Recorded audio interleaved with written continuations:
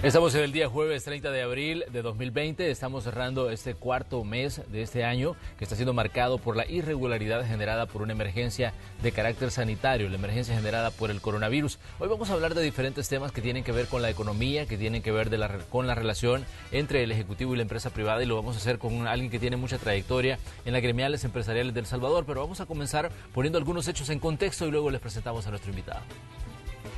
El gobierno espera que los diputados de la Asamblea Legislativa aprueben este jueves un paquete de medidas económicas para beneficiar a los sectores más vulnerables del país ante la emergencia generada por la pandemia del coronavirus o COVID-19. Dios quiera que esta plenaria no solo sea conocida las medidas, sino también que se aprueben los artículos, porque va a ser realmente insultante que las vayan a mandar a una comisión para empezar a llamar a los ministros, dijo Conan Castro. Afirmó además que si los diputados mandaran a la comisión el plan económico, sería insultante porque ya han perdido una semana desde la presentación, un tiempo que no lo ha perdido el gobierno, lo ha perdido la población, aclaró. Es de mencionar que las medidas económicas presentadas por el gobierno han recibido el respaldo de los máximos representantes de la empresa privada del país. Y es que el gobierno necesita la aprobación de la búsqueda de $1.000 millones adicionales a los 2.000 millones que ya le fueron aprobados para la emergencia nacional. La medida incluye 2 fideicomisos, uno de 140 millones para la micro, pequeña y mediana empresa y otro de 360 millones para el otorgamiento de créditos. Además, habrá un fondo de más de $100 millones para los empresarios del sector informal. Esta mañana conversaremos sobre estos y otros temas con el presidente de la Asociación Nacional de la Empresa Privada, Luis Cardenal. Bienvenidos a la entrevista de Hechos AM. Así es, saludamos esta mañana al licenciado Luis Cardenal, quien está concluyendo su segundo periodo al frente de la Asociación Nacional de la Empresa Privada.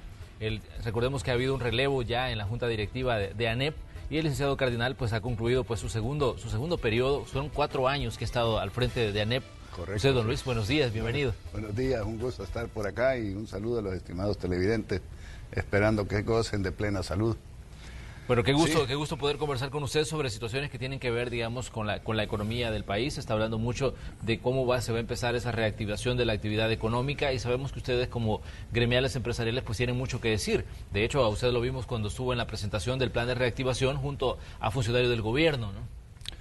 Sí, tenemos ya más de 3 semanas de estar trabajando en esto. Empezamos en una posición bastante tensa ambos, precisamente porque creo que la falta de comunicación lleva a malos entendidos. Y estos malos entendidos hacen que las relaciones se tensen, porque lo que uno propone o lo que uno dice se interpreta de una manera diferente a lo que uno está tratando de decir. Empezamos nosotros diciendo de que esta era una pandemia inédita, que no se tenía experiencia en cuáles iban a ser las consecuencias al final de ella, pues era primera vez, por lo menos en 100 años, si contamos la influenza española, pero sí, ni siquiera esa porque estuvo localizada en Europa, y que esto iba a tener consecuencias enormes en una variedad de campos. Y que el problema o la pandemia tenía que verse, o deberíamos de enfocarnos, en al menos 2 dimensiones. La dimensión de la vida y la salud, que por supuesto es prioritaria, era la primera, pero también la dimensión, la llamábamos nosotros, de la economía. Mucha gente malintencionada dijo, no, esto es lo que están interesados es nada más en las utilidades, en el dinero, en esto, en lo otro. Y nosotros siempre nos hemos referido, en este caso, a la parte de la economía, como parte de la calidad de vida y el entorno del ser humano.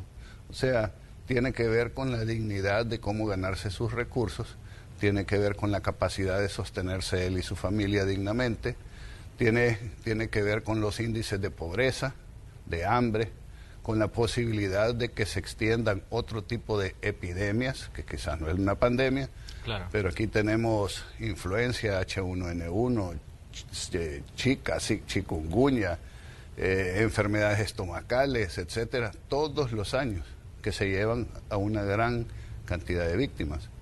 Y cuando las condiciones económicas se deterioran, este tipo de cosas aumentan. Sí.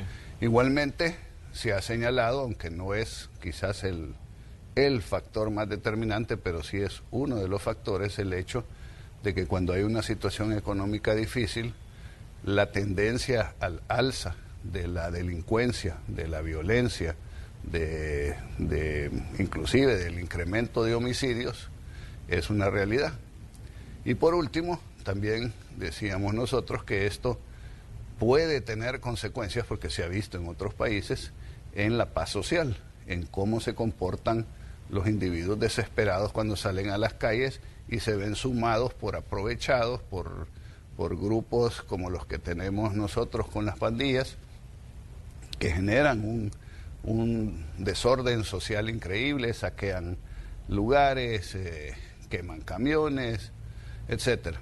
Y que por lo tanto, aquí teníamos que empezar a ver desde el comienzo cómo íbamos a solucionar estas cosas.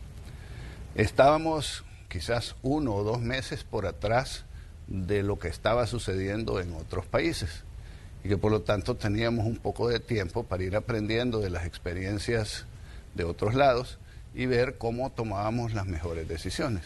Así empezamos nosotros con nuestra propuesta. Don Luis, pero hay un punto importante quizás para que dimensionemos lo que ha estado ocurriendo en estas últimas semanas. Sabemos que son semanas de inactividad.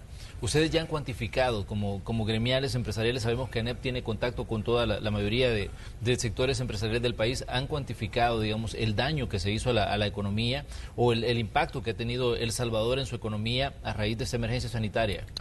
Pues ese daño todavía no ha terminado. Se ha cuantificado en los tiempos intermedios, donde la Cámara de Comercio e Industria hizo 2 encuestas, una al comienzo, otra quizás a mediados, y donde creo que la Asociación Salvadoreña de Industriales hizo otra, y Camtex hizo otra, la Asociación de Textileros. Y aquí lo que se veía era un panorama bastante difícil. Sí. O sea, casi desde el comienzo se empezaron a perder empleos. Cuando uno cierra de repente sin previo aviso, porque acordémonos que la cuarentena la anunciaron un sábado, de los que nos fuimos de trabajar el viernes, nosotros pensábamos pues que el lunes íbamos a estar trabajando. Ni siquiera habíamos preparado cuál iba a ser el sistema de vigilancia, etcétera. Habían contratos en el exterior, habían maquinaria que no se puede sencillamente apagarle el switch y dejarla ahí, que no es como un carro, pues que uno lo apague y ya estuvo, sino que sí, hay que tomarse medidas para que la máquina no se peguen, para que queden protegidas, etcétera. Y de un día para otro se cerró. Y hay un problema que muy pocas personas, a menos que han manejado esto, entienden, que es el problema de flujo de caja, cash flow, les dicen los gringos. Y es que no importa si una empresa es muy grande o se ve muy bonancible, el flujo de caja significa que el dinero tiene que entrar y vuelve a salir para poder pagar las cuentas que se tienen, de materiales, de suplidores, de salarios y planillas, de la luz, del agua, de todos los gastos que tiene una empresa para funcionar. Entonces pueden ser empresas que son muy grandes y se ven que son bonancibles, pero no tienen el dinero en el banco esperando solo desembolsar sin tener una fuente de ingresos. Y eso ha sucedido en muchas de las empresas, que el flujo de caja no está ahí, no le pueden hacer frente a sus obligaciones, empezando por la obligación de las planillas, y entonces la empresa se ve en una situación crítica. Alguien me llegó a ver, y este ejemplo ya lo he usado en otra ocasión, de una de estas empresas internacionales grandes, que me dicen, miren, nosotros tenemos pues más de 10,000 empleados, el averaje de salario del empleado es como $500. Sí. Entonces 10,000 empleados por $500, las planillas son arriba de $5 millones mensuales. ¿Creen ustedes que tenemos $5 millones debajo de un colchón para poder pagar? Y en el momento también en que cerramos, dejamos de cumplir nuestros compromisos en el exterior, nos cancelan contratos. Empezamos no solo a no tener dinero, a no tener ingresos, a que no tenemos quien nos pague, sino a que empezamos a perder el negocio. ¿Y qué hacemos? Dice, yo puedo sostener mi planilla un mes, $5 millones que puedo pero después de eso yo ya no puedo más. ¿Qué hago, pues? Y ya llevamos, pues, en cuarentena, ya llevamos arriba del mes. Y hay otros gastos que hacer. Alguien decía, con bastante simpleza, mire, usted es una empresa extranjera, traiga dinero de afuera. Y me dice este señor, pero mire, cada unidad de producción es diferente y además afuera está pasando lo mismo que está pasando aquí. O sea, el dinero no está ahí tirado, pues. Sí. Vendan algo.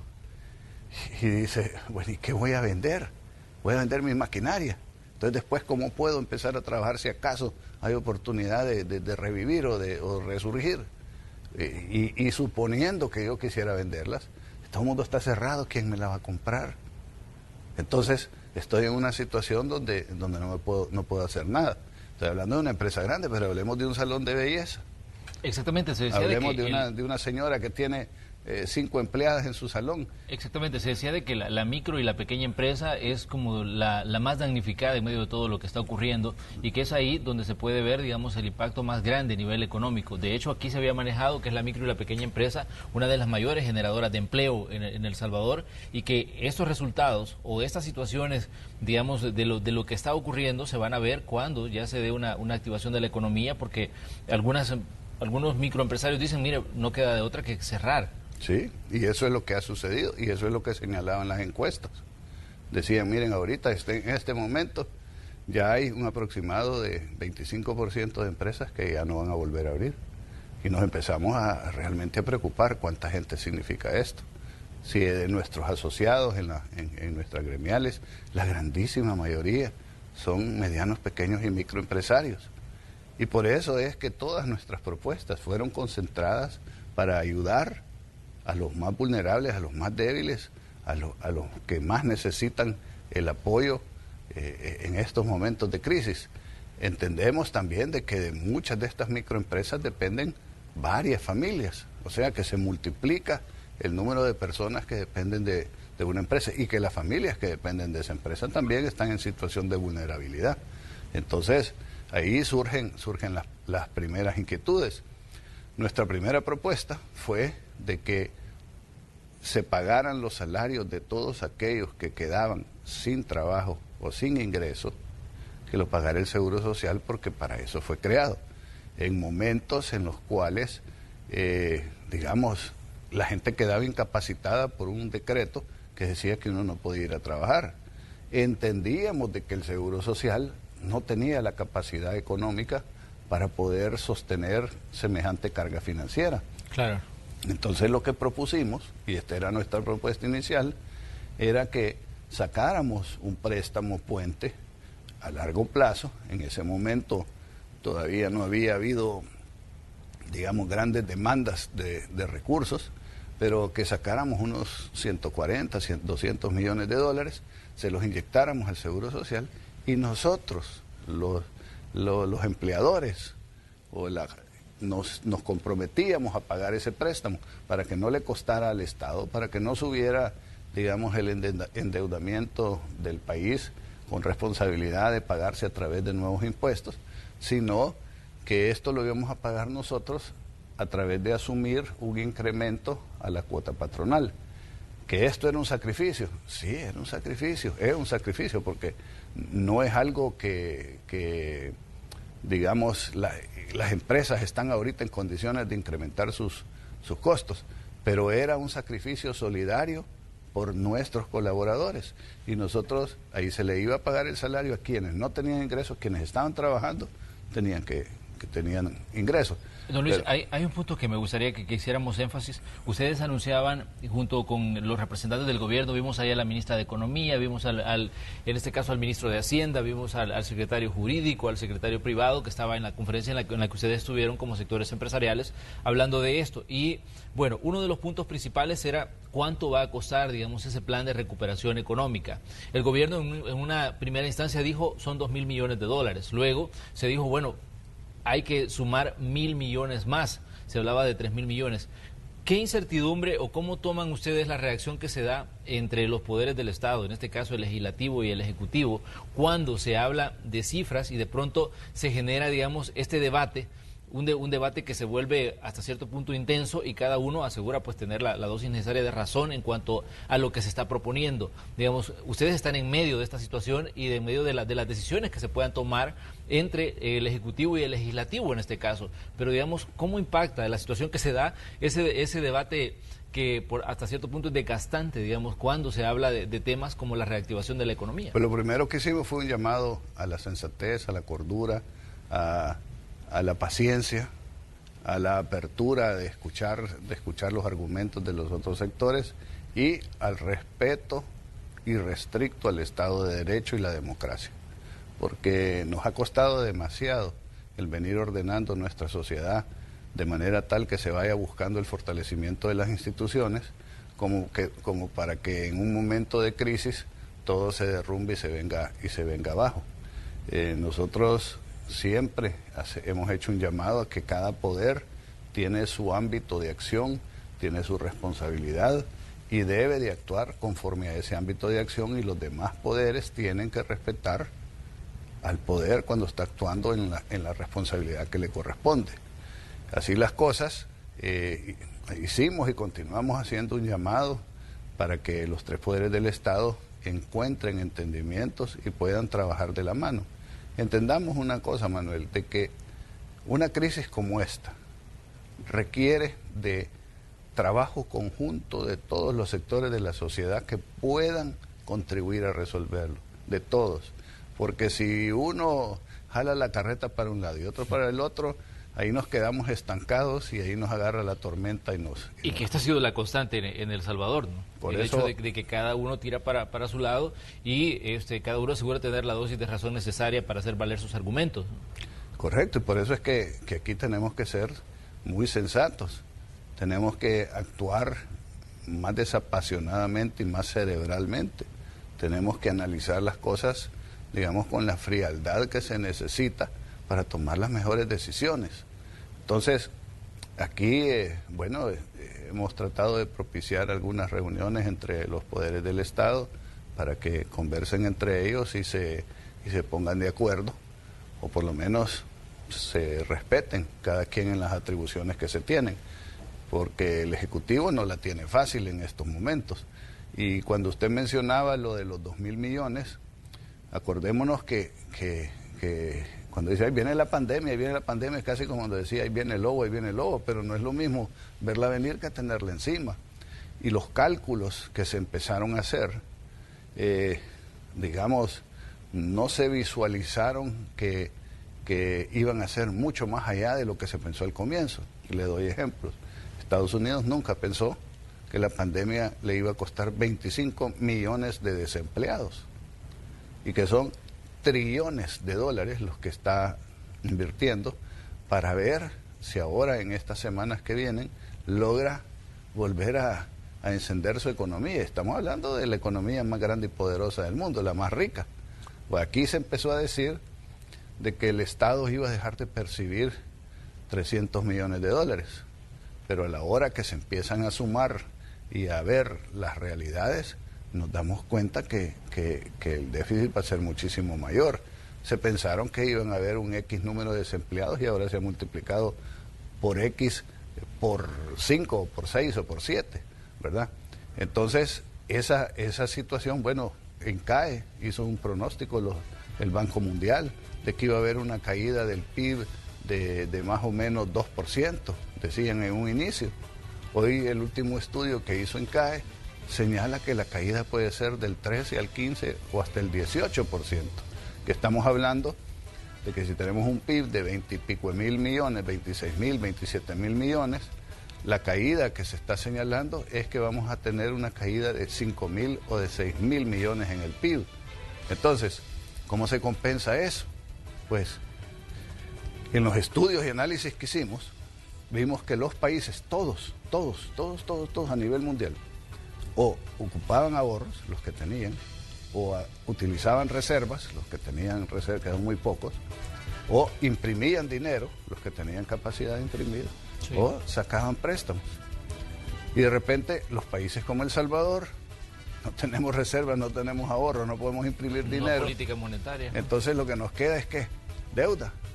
Entonces lo que antes decíamos nosotros, eso ya no más, porque estamos endeudados hasta aquí, o sea que empezamos problemados en esta crisis, pues resulta que va siendo la menor de dos males para poder echar adelante. Entonces cuando se piden 2.000 millones, estaban pensando, porque estuvimos en medio de esas discusiones, se estaba pensando que con eso íbamos a tener dinero de sobra y que iba a alcanzar para todas las necesidades que se tenían. Pero de repente suceden cosas como esta. Ejemplo puntual. Resulta que Aeronáutica Civil no está funcionando porque no hay aviones, o sea, son los militares o los de emergencia, etcétera. Pero tiene una planilla, creo que nos dijeron que era de arriba de $200.000 mensuales. ¿De dónde venía su ingreso? Del aeropuerto. De todos los pasajeros y los pasajes que se vendían. Pues resulta que no hay ingresos en el aeropuerto. Entonces, no hay cómo pagarle a Aeronáutica Civil porque el presupuesto no tiene el dinero, digamos, porque tenía una fuente de ingreso. Claro.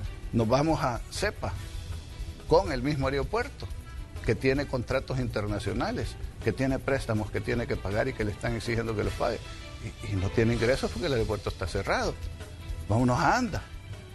ANDA, pues, en una medida de ayudar a los usuarios, se les dijo no van a pagar la cuota, o la van a pagar, digamos, distribuida en no sé cuánto tiempo, pero no la van a pagar en 3 meses. Entonces ANDA tiene, quién sabe, 2 meses de no recibir ningún ingreso, pero sí tiene una demanda de continuar trabajando, pagar su planilla y llevar el agua a todos los hogares.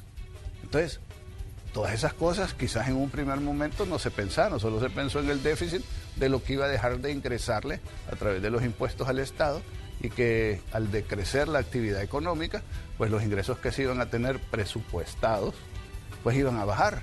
Pero a la hora que uno empieza a ver todo esto, se da cuenta de que el hoyo es más grande, que, digamos, hay que comprar respiradores y esas máquinas valen arriba de $50.000 cada una. Se compraron 300, son qué sé yo, 9, 10 millones de dólares, que había que hacer o readecuar los hospitales. Entonces había que meter un refuerzo presupuestario a los hospitales, comprar las medicinas de los tratamientos. Y eso en un sistema de salud que ya estaba colapsado, sí, porque veíamos en los periódicos que habían 2 pacientes por cama, que había gente tirada en los pasillos, que había gente esperando hemodiálisis debajo de un árbol, ¿verdad? Así empezamos, porque si hubiéramos estado en la bonanza, con la crisis, pues hubiéramos tenido más colchón para aguantar el golpe. Pero en esa situación resulta de que 2.000 millones de dólares, que es un montonazo de plata y que es un endeudamiento que definitivamente nos pone en una situación más problemática, pero uno dice, ¿cuál es la opción? Pues, ¿cuál es la opción? Dejamos sin medicinas a la gente, hay que pagarle bonos a los policías y a la gente de salud, no les pagamos, ¿qué hacemos? No le damos agua a las personas, les cortamos la luz, tampoco la gente de las empresas de distribuidoras de energía eléctrica están haciendo un sacrificio y buscando recursos, porque ellos sí tienen que pagarle al productor, al generador. Entonces, la situación se complica y hay que ser sumamente creativos en el entendido de que soluciones mágicas no hay y que no se puede hacer una cosa que no va a tener ninguna consecuencia futura o no nos va a causar un dolor en el futuro, no nos va a causar una obligación de pago en el futuro. Entonces en esas estamos de cómo hacer de tripas corazones y cómo hacer lo mejor posible para que esta pandemia nos golpee lo menos posible, en el entendido que vamos a salir bien golpeados. Ojalá no quedemos en coma, ojalá no nos muramos, pues, y yo estoy seguro que no va a ser así porque el espíritu de lucha, el espíritu emprendedor de los salvadoreños no nos va a dejar que lleguemos a esas consecuencias, pero sí entendamos que cuando aquí abramos no vamos a regresar a la normalidad, no vamos a regresar al tiempo que estábamos antes de que esta pandemia nos golpeara. Vamos a tener que aprender a vivir con una nueva realidad que va a ser dura, que va a requerir mucho estoicismo y mucho sacrificio de parte de todos y mucha solidaridad, mucha sensibilidad humana de de ponernos en los zapatos de las personas más necesitadas, de las personas más débiles, de las personas más pobres, y que debemos de tenderle el brazo para ayudarles, porque si en algún momento tiene que salir nuestro humanismo de nosotros y los que somos cristianos, nuestro amor por los demás y por nuestro prójimo, es en este momento. Y esto nos va a tocar ya, Dios mediante, en cuanto abramos. Exactamente. Bueno, vamos a ir a una pausa comercial, pero le pedimos a ustedes que sigan con nosotros porque hay más que hablar sobre lo que puede significar para la economía esta emergencia. De hecho, hoy hay un reporte de que Estados Unidos dice que tiene ya más muertos de los que tuvo en la guerra del Vietnam. Ese es uno de los reportes que está saliendo recién hoy, y también de las pérdidas que está enfrentando este país a raíz de la situación, digamos, que se ha generado la pandemia. España igual, están hablando de la pérdida de millones de empleos. China, que es una de las economías más fuertes en el planeta y las de mayor crecimiento, está anunciando también una contracción del 4.8%, y también decían ellos que Wuhan, que fue el epicentro del lugar donde comenzó el tema del coronavirus, han vuelto a una nueva realidad, y que realmente, decían ellos, las imágenes que vemos de la reapertura distan mucho de la realidad que están viviendo los ciudadanos en las calles. Así que bueno, vamos a la pausa. Cuando regresemos continuamos con el tema que abordamos hoy en el espacio de la entrevista de Hechos AM. Regresamos.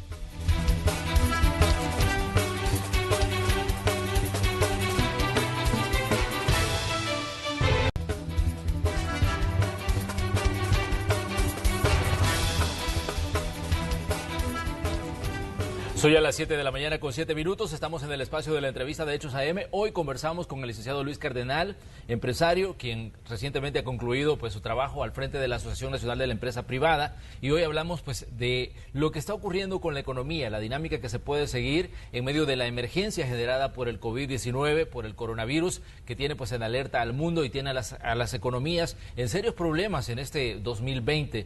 Licenciado Cardenal, hay un punto que me gustaría que analizáramos, y es cuando se presentan los decretos en los que se habla ya de los mecanismos a seguir para, digamos, solventar las necesidades que puede tener la economía en medio de la emergencia. Se presentan estos decretos a la Asamblea, pero hasta ahora no ha comenzado el estudio formal de esos decretos. ¿Cómo ven ustedes, digamos, el hecho de que se está hablando de que hay una situación emergente tanto a nivel sanitario, pero también una situación emergente tanto a nivel de puestos de trabajo, de reactivación de empresas, pero de pronto vemos que en uno de los órganos de Estado no se da tal vez la reacción de emergencia que se podría haber esperado que se diera cuando se presenta esa información? Esto ya sabemos que existen claras diferencias entre el Ejecutivo y el Legislativo, pero de pronto vemos una situación que se está hablando de la economía del país y se está hablando de una situación generada por un factor externo, como una emergencia sanitaria generada por un virus. Muy correcta apreciación, Manuel.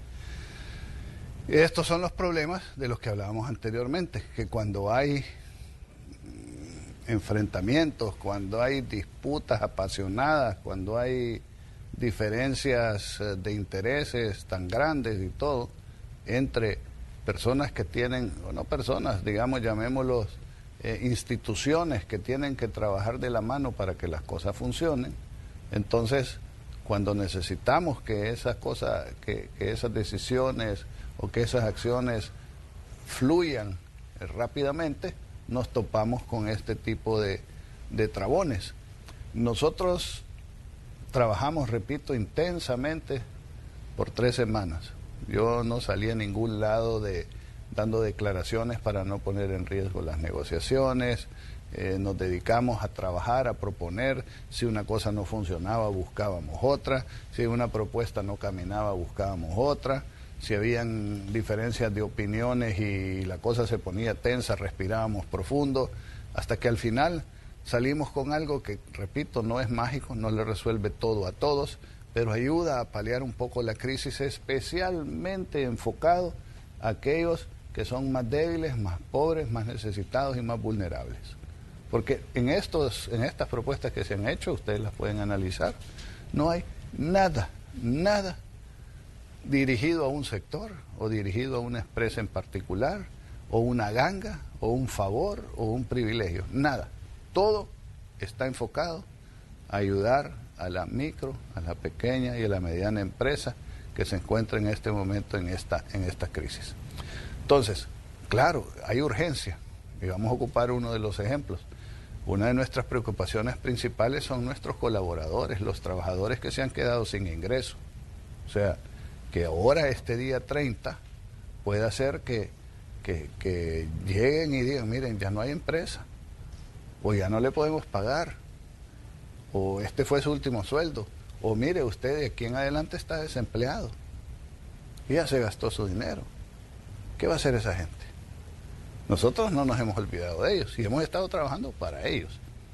Y entonces se requiere, digamos, conseguir unos fondos para poder darles un bono solidario a todos los que no tienen ingresos. Pero ese bono solidario hay que irlo a conseguir afuera.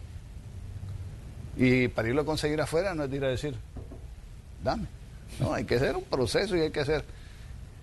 Y si eso no lo empezamos a hacer ya, y por eso empezamos hace algún tiempo a hacerlo, pues entonces el tiempo al que va a venir no va a ser el 30 como queríamos nosotros. No va a ser el 30, va a ser, qué sé yo, en el 15 de mayo, el 30 de mayo. Ya haber pasado un mes y la gente que tiene hambre, ¿qué? Y la gente que no tiene ingresos, ¿qué? Le vamos a decir, hey, congela el hambre, ponelo en pausa, olvídate de eso ahí cuando te lo pueda dar. Siempre van a necesitar la ayuda, siempre les va a caer bien ese ingreso. Pero en ese momento las cosas es cuando las necesitan, la medicina es cuando necesitan el antibiótico para que quite la infección. Y esto así es. Entonces, no nos queda más, nosotros hemos hecho todo lo que hemos podido y hemos llegado hasta donde hemos podido. Ahora son decisiones políticas, ahora esto está en la Asamblea Legislativa y tiene que haber voluntad para que esto camine. Y la gente... Me imagino que en estos son los casos donde de verdad la gente se tiene que fijar quién tiene voluntad de hacerlo y quién no tiene voluntad de hacerlo. Quién está dispuesto a quedarse trabajando en la sesión y a buscar entendimientos y acuerdos y a ser flexible y a ser creativo y a arreglar esto. Y si la opinión o la propuesta nuestra no es la mejor y ellos tienen una mejor, donde no haya ganga, donde se esté pensando en la gente y no en el interés electoral de un partido, de una persona, de un diputado, lo que sea, pues si tiene una mejor propuesta nosotros la acompañamos y lo que queremos es resolver un problema, ¿verdad? Pero así están las cosas. ¿Les preocupa a ustedes el debate que se pueda generar y las largas que se le puedan dar a este punto en específico? Claro. Vaya, mire, hay una medida que es un sacrificio que está haciendo el Estado y que nos ha costado. Por ejemplo, las medidas fiscales. De así como se ha pospuesto o le han pospuesto a una empresa de que no le van a pagar las cuotas a los bancos de las tarjetas de crédito o a una comercial la cuota de la moto o la cuota de una refrigeradora o lo que sea, que pone a la empresa en situación difícil y que además, como le he explicado, al no trabajar, al no tener ingresos y tener gastos y tener cosas, pocas empresas aguantan. Hay un cargo más que es que en este mes había que declarar y pagar los impuestos de las empresas formales. Entonces, lo que se está pidiendo no es no pagar, no es que nos perdonen nada, sino que no hemos podido llegar a trabajar muchas empresas. Los contadores no han podido llegar a las la gente que hace las declaraciones, no han ni podido llegar ahí y ya se venció y hay que pagar. Y a veces no tiene uno con qué pagar, entonces se le ha pedido al Estado que posponga la recibida de esto. Para el Estado supone un sacrificio, ¿verdad? Pero no se vence el 30. Si no pasa hoy, ya digamos, ese beneficio que hay para la gente ya se complica. De hecho, va a ser tratado hoy el tema, porque a las 10 de la mañana está citado el ministro de Hacienda a la Comisión de Hacienda, precisamente de la Asamblea Legislativa, para hablar de ese punto en específico, porque recordemos que hoy hay plenaria en la Asamblea Legislativa y ese es el último día del mes de abril, el último día también para presentar la declaración del impuesto sobre la renta. Exacto. Y ese es un punto importante porque tendrían que correr para que llegue y se publique, digamos, el decreto que puedan aprobar los diputados. Y entonces que entre en vigencia. Pero hay una complicación más, Manuel, que creo que la mayor parte de la gente no lo ha visto. Y es que el gobierno dice, miren señores, aquí se han presentado 5 decretos. Este es un paquete. ¿Van todas o no van ni una? ¿Por qué? Porque todas están vinculadas. Si yo no obtengo la posibilidad de recibir los recursos, Yo no tengo cómo aguantar el darle a ustedes la oportunidad que paguen después, porque entonces yo ya no tengo cómo pagar. Entonces, estos 5, por eso esto se presentó, digamos, la semana pasada y hubo ahí un problema para recibirlos y para analizarlos o mandarlos. Entonces dicen, bueno, si no pasa todo, no pasa nada, porque yo no puedo darles a ustedes este beneficio si no tengo una compensación de dónde sacar para darles el beneficio y aguantar. Porque si no tengo estos recursos, pues yo este dinero lo necesito para cumplir mis obligaciones.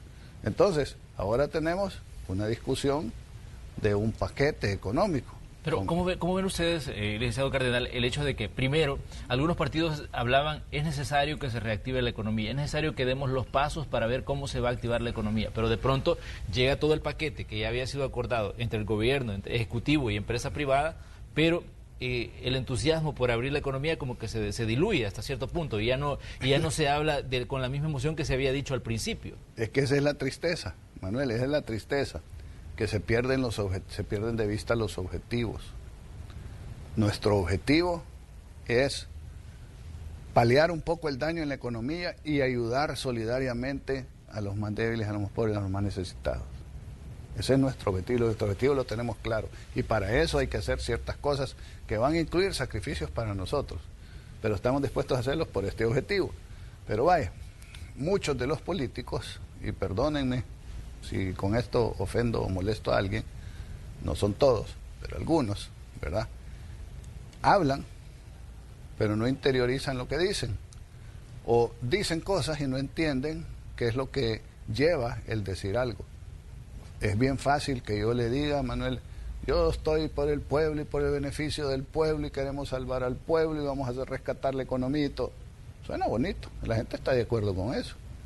Pero ¿qué significa para que eso se vuelva realidad, para que se cumplan los objetivos?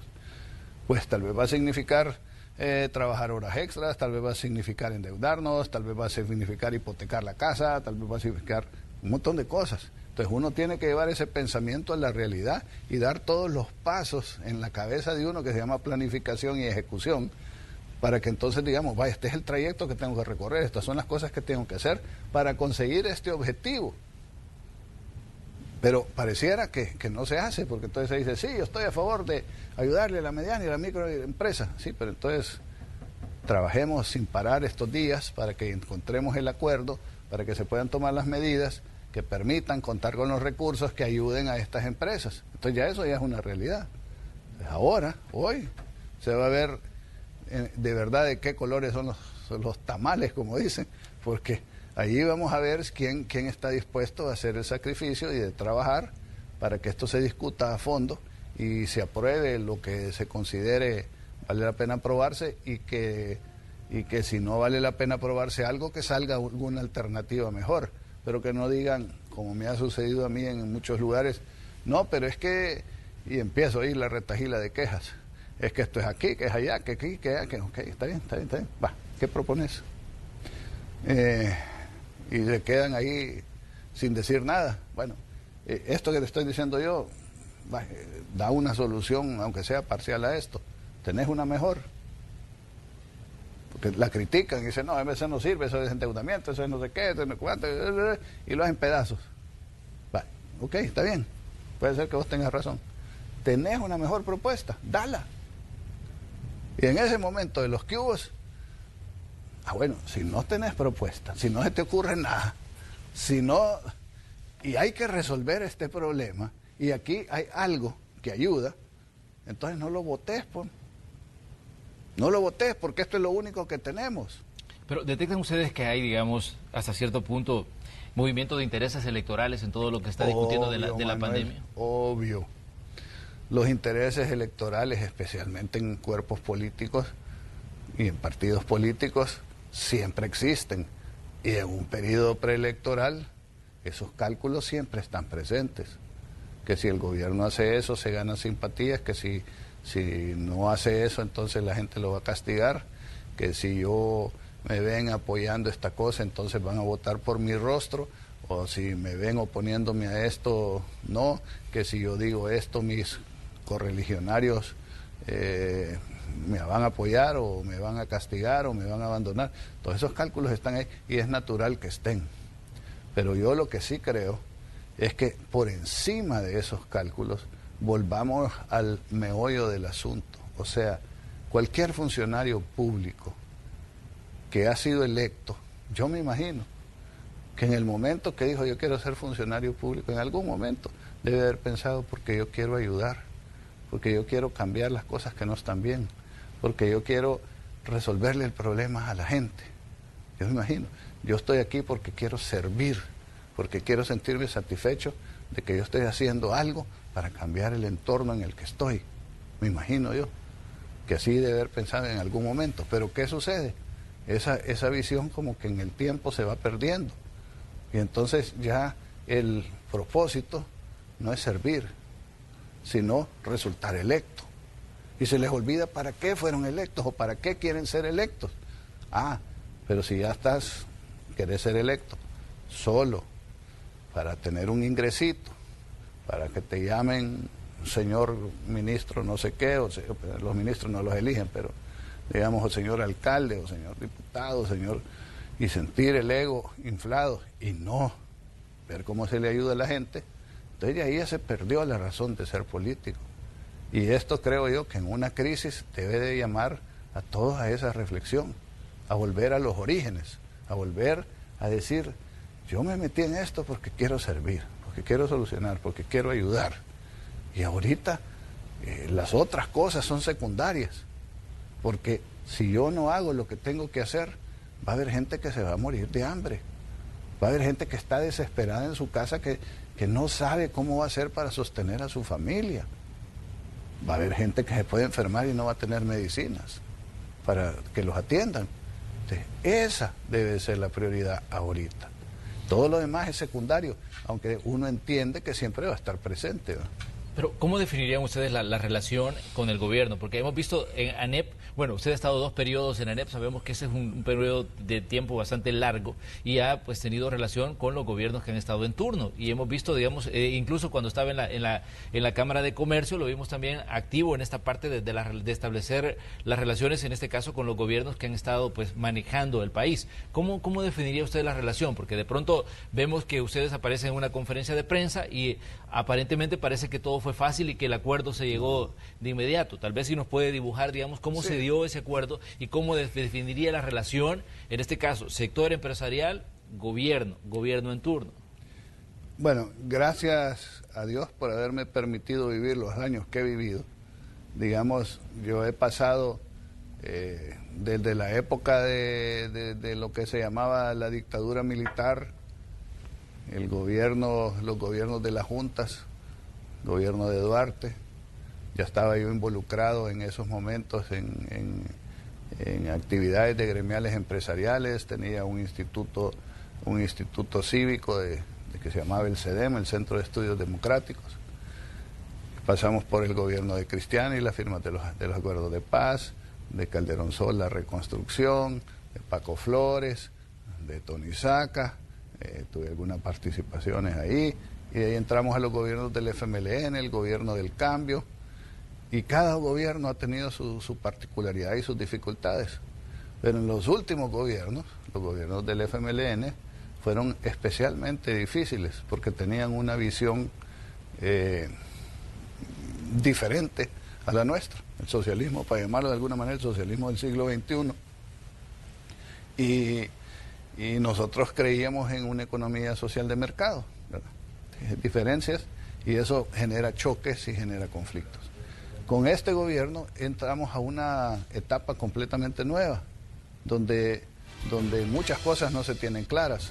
O sea, el presidente venía 7 años de estar con el FMLN, se divorcia del FMLN, empieza a presentar su proyecto político. Es de una generación que, digamos, para los viejitos como yo, él es millennial y yo soy, no sé qué seré, tal vez nos decían baby boomers o quién sabe qué.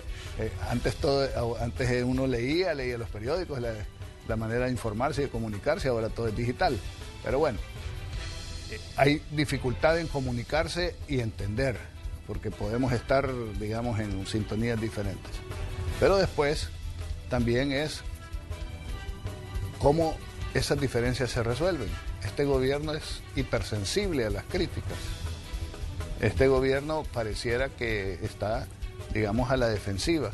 Y cuando hay diferencias de opiniones o cuando hay discusiones o conflictos de intereses legítimos para ambos, pues entonces las reacciones que hay son unas reacciones que dificultan mucho las relaciones.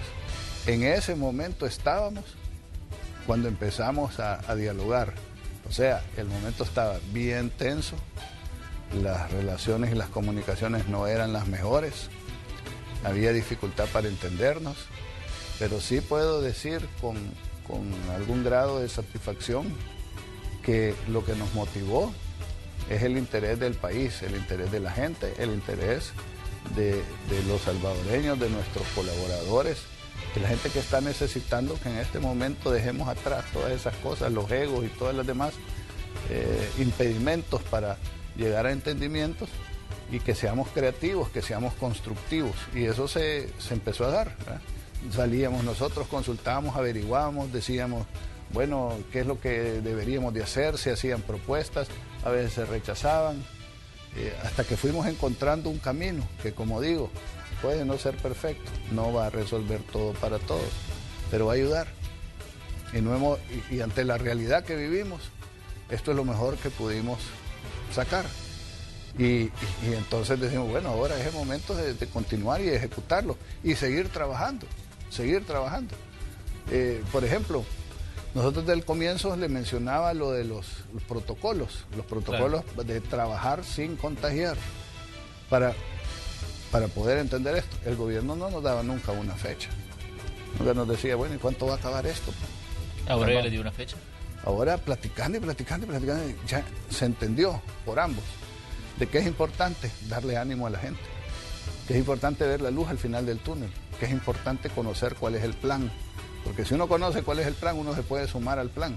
Cuando uno no conoce, uno se siente nervioso, ansioso y desesperado, y entonces hasta se resiste a tomar medidas que pueden ser necesarias tomar. Se ha dicho que el 16 de mayo es una fecha importante. Así es. Lo que hemos quedado con el gobierno es que hay un nuevo periodo de cuarentena de 15 días que va a ser más estricto, y las razones, ahí hemos tenido discusiones, pero hay que entender, y yo aquí voy a dar el punto de vista de ellos y cómo, digamos, nosotros entendemos que tienen razón, es que dicen, miren, estamos en cuarentena, un montón de gente estamos haciendo el sacrificio de cumplirla, y estamos perdiendo y estamos sacrificándonos de verdad por el bien de la salud del país.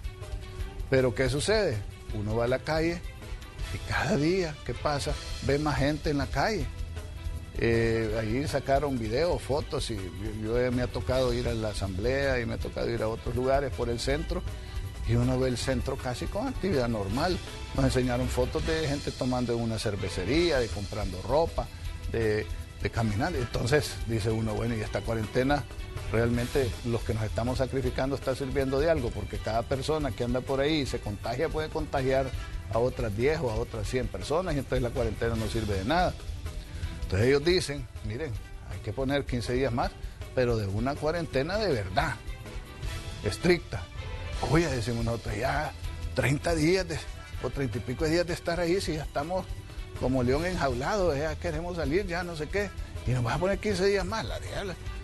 Entonces, bueno, decirnos cuándo vamos a salir, decirnos cuándo vamos a poder trabajar, decirnos para poder por lo menos empezar a planear y a trabajar con seguridad, con protocolos de bioseguridad, sanitarios, etcétera. Porque, vuelvo a repetir, la vida no va a volver a ser igual. Vamos a tener que cambiar la manera en la que hacemos negocios, la manera en la que atendemos, la manera en la que trabajamos. Y eso tenemos que mentalizarnos. Entonces, bueno, dicen, después de ellos discutir y ver, dicen, si socamos estos 15 días y no, de verdad retrasamos el proceso del virus y el incremento de la curva, lo retrasamos un mes para atrás en el tiempo. Y si hacemos eso, a partir del 16 o del 17, abrimos. Ok, va. todos nos hemos puesto a trabajar en tener listos nuestros protocolos, en tenerlos aprobados, en tratar de estar preparados con lo que tenemos para que el día 16 que se levante la cuarentena, todos, no todos pues porque vamos a empezar gradual, 50%, vayamos a trabajar y empecemos a reactivar la economía, empecemos a generar productividad, ingresos, liquidez. Y Dios mediante, para ese momento hayamos avanzado en estas medidas que se están proponiendo y logramos haber avanzado en tener los recursos para inyectarle liquidez a la economía y para poderle dar ese apoyo solidario, repito, a los micro, medianos, pequeños empresarios que son los más vulnerables en esta crisis. Por eso es que decimos que esto tiene que empezar a trabajar ya, porque no hay tiempo que perder. Y esto lo requeríamos para antier, pero como no se ha podido hacer, pues por lo menos hagámoslo por mañana. Pero eso se tiene que hacer hoy para que se pueda hacer mañana. Así que esa es la lucha y el llamado que estamos haciendo. Muy bien, licenciado Cardenal, le queremos agradecer que nos haya visitado esta mañana en el espacio de la entrevista de Hechos AM para conversar sobre este tema. De verdad le agradecemos también el tiempo que nos ha dedicado en digamos, su trayectoria en las gremiales empresariales. Siempre ha atendido pues los llamados que le hemos hecho para venir a conversar con nosotros. No, muchas gracias y le deseamos pues éxito en sus labores empresariales. Sabemos que usted pues es un empresario de ya que tiene una larga trayectoria, pues le deseamos que le vaya muy bien y gracias por toda la atención que nos ha brindado durante su presidencia en ANEP. Muchísimas gracias, Manuel, y ha sido siempre un gusto estar aquí y bueno, no me he muerto, así que estamos a la orden. Vamos a seguir trabajando en la medida de nuestras posibilidades, en la trinchera que nos toque, por tener un mejor país. Muy bien, muchas gracias. Vamos nosotros a la pausa comercial. Cuando regresemos vamos a hablar sobre las actualizaciones de datos que hay de cómo avanza el COVID-19 en el mundo y también las actualizaciones que nos llegan de diferentes países. Además, la expectativa que hay de lo que puede ocurrir este jueves en la Asamblea Legislativa. Ya les decíamos, a eso de las 10 de la mañana ha sido citado a la Comisión de Hacienda el ministro de Hacienda, Nelson Fuentes, para hablar de diferentes temas que tienen que ver con la activación de la economía y con el manejo en general de la emergencia. Vamos a la pausa, ya regresamos. Somos Hechos AM.